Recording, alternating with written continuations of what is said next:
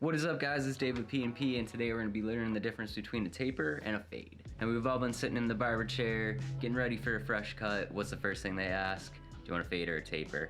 And you might not know exactly what they're talking about. I know, because I was one of those guys.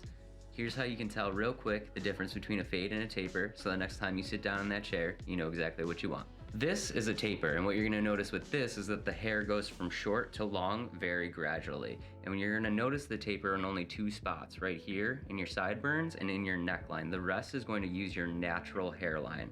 This is a fade, and what you're gonna notice here is that the gradient between short and long is much more noticeable. You're also gonna notice that, and this is the key part, it goes right down to the skin. So what you're doing is taking your natural hairline, moving it up slightly. This is gonna expose some of the skin. It's gonna give you that border all the way around your hair.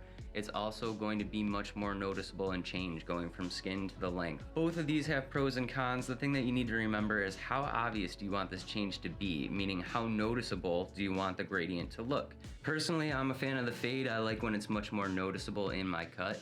The only problem with the fade is you are going to have to go to the barbershop much more regularly, because as it is more noticeable in the cut, it's also way more noticeable when it starts to grow in.